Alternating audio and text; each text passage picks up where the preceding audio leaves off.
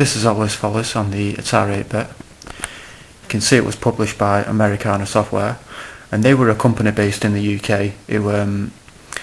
They basically published games from the US. You can see the original price there, $2.99. So the games were a little bit more expensive than most other cassette games, but they were still definitely worth it in my opinion, because they did publish a lot of great games. It's a single screen platformer. You can see it's not the original case, the back of it anyway. It gives you a brief description of the game there on the back. The game originally came out in the US in 1984, and then it came out over here in the UK 2 years later in 1986. So there's the cassette.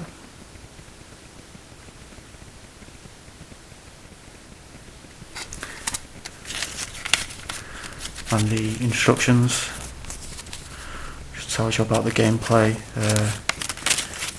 gives you the features, which are elevators, blowers, teleporters, springboards, high wire tricks, laser walls, lightning bolts, and robots. So there's quite a lot of variety in this game. It gives you the loading instructions there. So yeah, let's take a look at Ollie's Follies on the Atari 8-bit.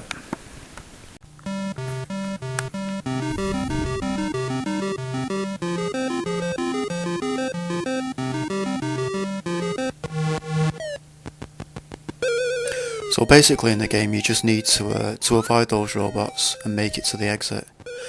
You can collect those energizers, which will allow you to kill the robots, but they'll only last for a few seconds.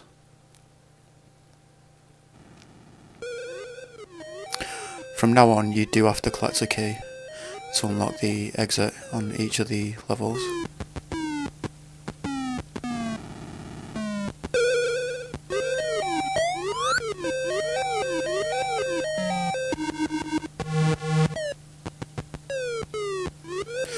But yeah, I mean, there's not really much to say about this game. I mean, it's a great game, and there's quite a lot to it as far as single screen platformers are concerned. From these days, from the early to mid 80s. I mean, you've got a lot of variety. You've got things like those fans that you saw there, elevators, tubes that you can go through,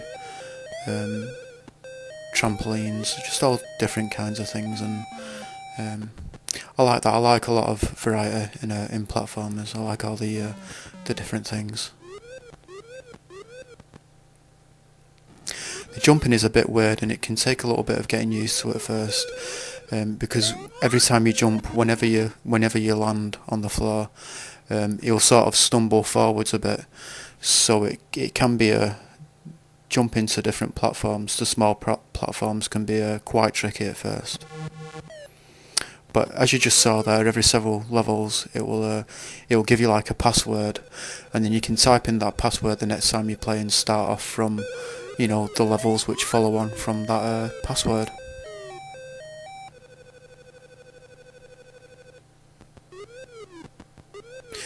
The game gets quite difficult quite quickly, but I think it is something. I think it is something you can get used to. I think the more you play it, the further you should be able to get.